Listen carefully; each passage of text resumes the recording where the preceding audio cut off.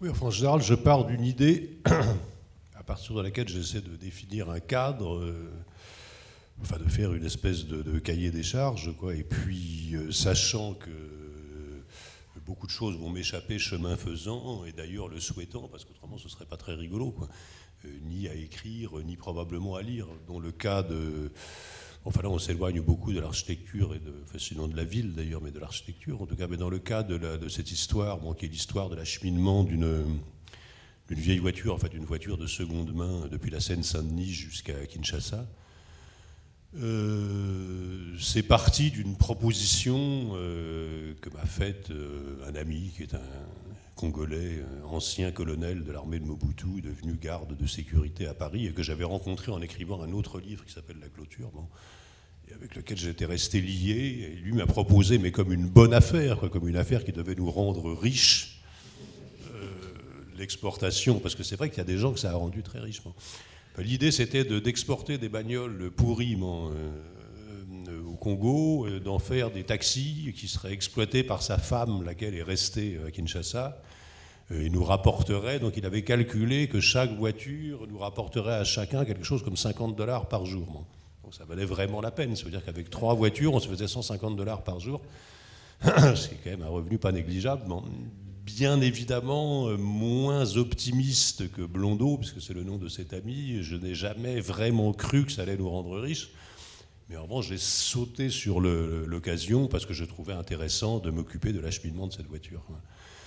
Et après, de toute façon, cet acheminement lui-même est scandé par des péripéties qui sont en grande partie imprévisibles, quoi. Et puis dès lors qu'on arrive en Afrique, tout échappe de toute manière aux prévisions. Voilà. Et quand on arrive, alors plus particulièrement à Matadi, qui est le port de mer, enfin bien que ce soit d'ailleurs un port d'estuaire, mais le seul port accessible par mer du Congo, là ça échappe alors à toute espèce de prévision, à toute espèce de contrôle. Donc oui, il y a une dimension, enfin on part d'une idée, et généralement cette idée, ce n'est pas qu'elle vous échappe, mais c'est qu'elle emprunte des détours totalement imprévus et qui vous éloignent un peu du projet originel. Mais tu accepterais la définition, enfin je ne sais pas si c'était une définition, mais en tout cas la remarque de Jacques Ferrier quand il disait qu'il te considérait comme un écrivain humaniste, par exemple.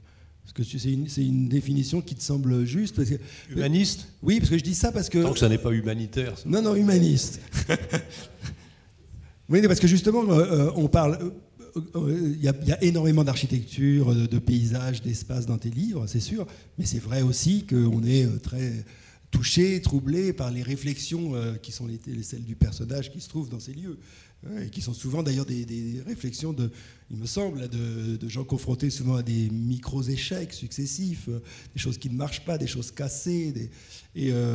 Donc finalement, quand je dis humaniste, c'est est-ce que le personnage, il est plus important que le décor ou c'est les deux sont liés, ça me fait rire parce qu'autrefois, dans les années 60, à l'époque de ma formation théorique, comme on disait à l'instant, il convenait justement d'adhérer à un anti-humanisme théorique. Sûr, voilà. J'en suis sûr. Bon, en effet, je ne suis pas sûr d'y avoir jamais adhéré.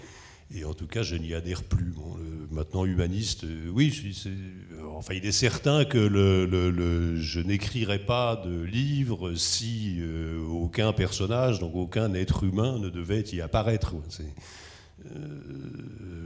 Oui, je pense raconter principalement, même à travers l'histoire d'un objet, par exemple, comme une voiture. Ce qui est intéressant, c'est évidemment les gens qui la prennent en charge, les gens qui interviennent dans son parcours, et les rencontres que ce processus suscite, bien sûr. Oui. Et en effet, oui, enfin, cette dimension de l'échec est importante, quoi, parce que d'abord parce que quand même enfin, je sais pas, il me semble, c'est une proposition, enfin, qui est à la fois vraiment un peu stupide et peut-être un peu fausse, mais enfin la plupart des entreprises humaines échouent quand même. Bon, voilà, c'est en tout cas moi l'idée que je m'en fais. Bon, celles auxquelles j'ai participé, en tout cas, il me semble que globalement elles ont échoué. Bon. Et je pense que ça donne Enfin, je ne déteste pas les choses qui échouent. Je pense j'avais placé en exergue d'un livre, je ne sais plus lequel, une phrase d'un auteur bosniaque, enfin on aurait dit autrefois yougoslave d'ailleurs, que j'aime particulièrement, qui est peu lu en France, pas assez, qui s'appelle Mesa Selimovic, encore qu'il a 2 livres traduits, mais plus ou moins accessibles. et qui dit, la citation que j'avais placée en exergue dit la chose suivante: ce que l'homme peut faire de plus beau, c'est d'essayer de ne pas y arriver. Voilà. Enfin, j'aime bien cette phrase. Tout en sachant qu'il est parfois aussi satisfaisant d'y arriver et que ce n'est pas mal d'y arriver, de temps à autre.